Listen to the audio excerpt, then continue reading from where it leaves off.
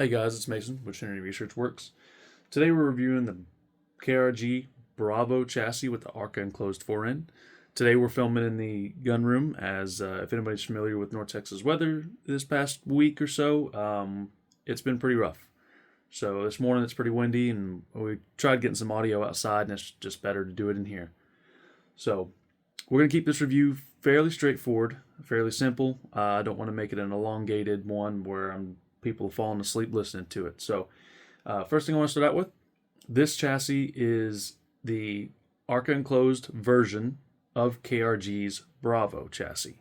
So it comes with an Arca Enclosed forend, as you can see in the video here.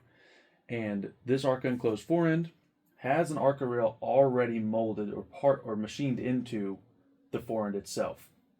I have an extended half-inch thick Arca rail M-lock mounted to the bottom of this to push the bipod forward and to add a little more weight on this setup. This is my ELR rig, and adding weight was one of my big concerns with this chassis in order to help keep recoil down and spot your misses and hits and stuff like that. As far as the forend, it is drilled and tapped on top, so that way you can put a rail. So if you have clip-on thermal, clip-on night vision, it makes it very easy to set that up in there. There's plenty of real estate for M-lock on the sides, on both sides, all the way down the forend, and on the bottom as well. KRG does offer some of their weighted M-lock rails, although the rail I went with is from Short Action Precision, and it's heavier than the one that KRG offers, so I went with them. But they still bolt up the same using the M-lock slots that are on the bottom of the forend. Along with adding weight, the rear of the chassis has three hollow components, or three hollow sections. There's a hollow section under the molded pistol grip. There's a hollow section directly under your adjustable cheek riser, and there's a hollow section in front of, or I guess behind, the butt pad. In those hollow sections, I added lead shot with epoxy, and that brought the weight up and balanced the rifle considerably. Right now, the balance point on this rifle is just behind the Arca rail, and if you're going to be running a long barrel or a bull barrel, or straight contour, no taper, not a hunting style, not a varmint or a sporter type profile, you might want to add some kind of weight to the back. You can do epoxy and lead like I did. You could make your own molded weights that are interchangeable, so you can take them out and adjust them. I believe I saw a company making molds where you could pour some lead into the molds, and then you can take the lead in and out if you are changing your weight for a competition or you just want to change it.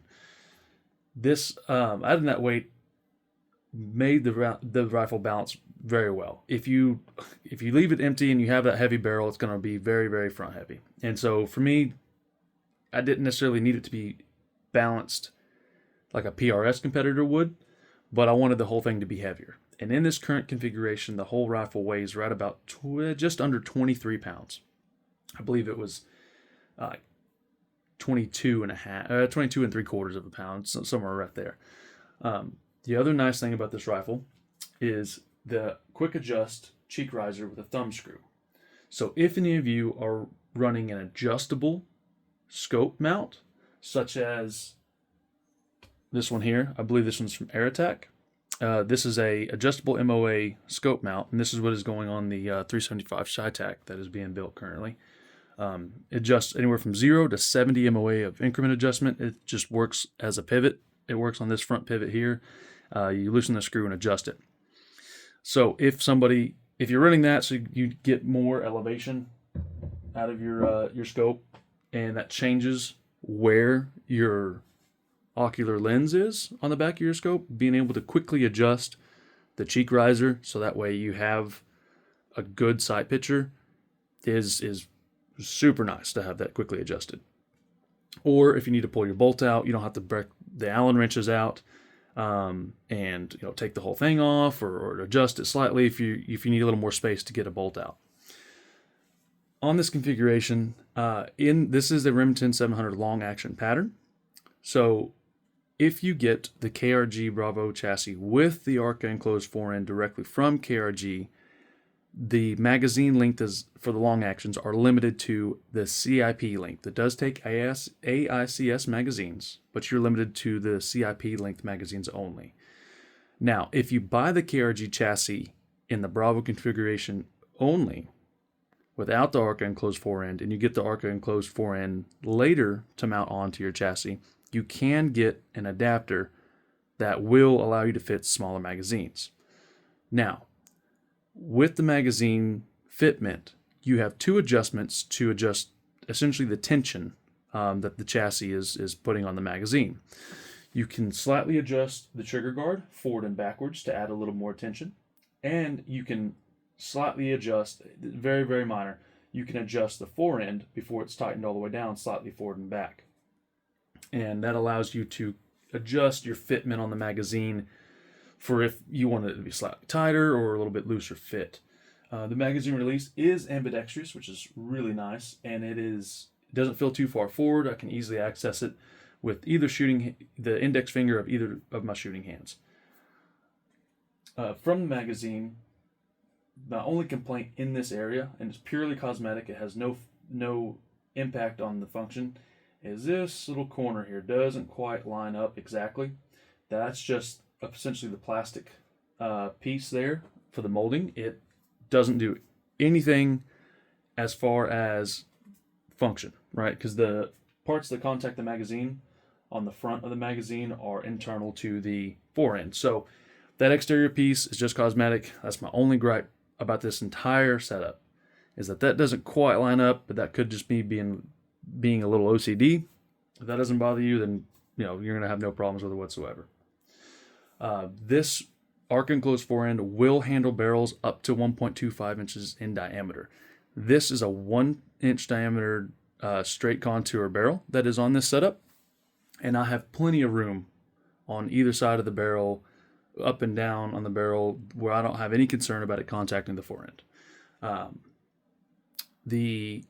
In this setup, I'm using a Zermatt action, which can use a shouldered prefit barrel, or it can use a prefit barrel with a Savage style barrel nut. I currently have the Savage barrel nut style on there, and I have plenty of room around that front end that it's not going to flex in contact. I know when I was researching it, that wasn't a readily available spec that I could find.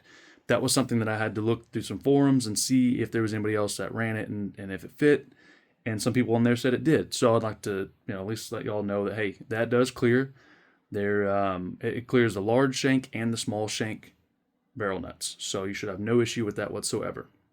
Now, we're going to have some videos here of shooting this rifle. And in this configuration, you can see how minimal the recoil is. This is in 7 PRC, and I'm shooting 190 grain Berger projectiles at 3,100 feet per second. In a normal setup, that would generate some decent felt recoil. But in the video, I have a couple shots here of shooting at some still targets. Recoil is extremely, extremely minimal, and that's because with this chassis, it was so easy to add the weight to it. My complaint with the Oryx that I had previous to this was on the bottom of the chassis of the Oryx. Instead of being nice and flat, it came back and then it had an angle tapered downward. And so you couldn't put a long rail or a long weight or anything like that on the front of it, because then you'd have a large gap and it would be angled incorrectly. The other aspect is on the rear of the Oryx and on the rear of a lot of chassis.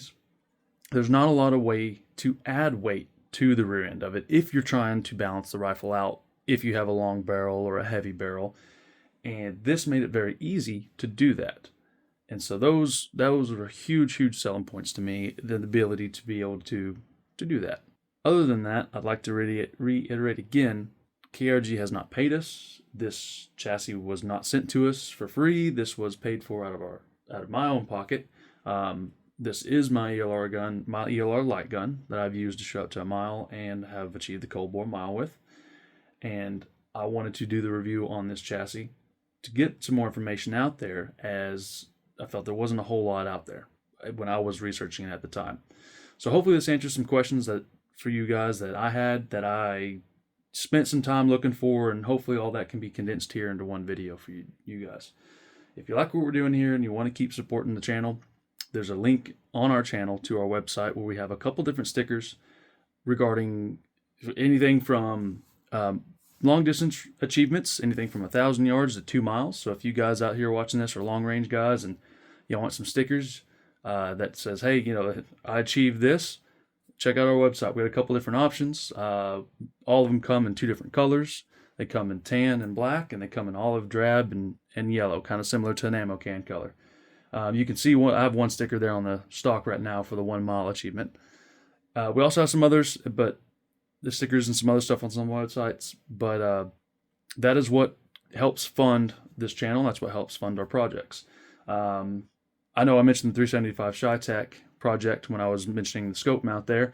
That should hopefully be wrapping up in the next month, and we'll have some information on that and maybe some teaser videos before we have a full breakdown on that one as well. But anyways, guys, if you like what we're doing here, like, follow, comment, share it, and go check out our page, or go check out our website.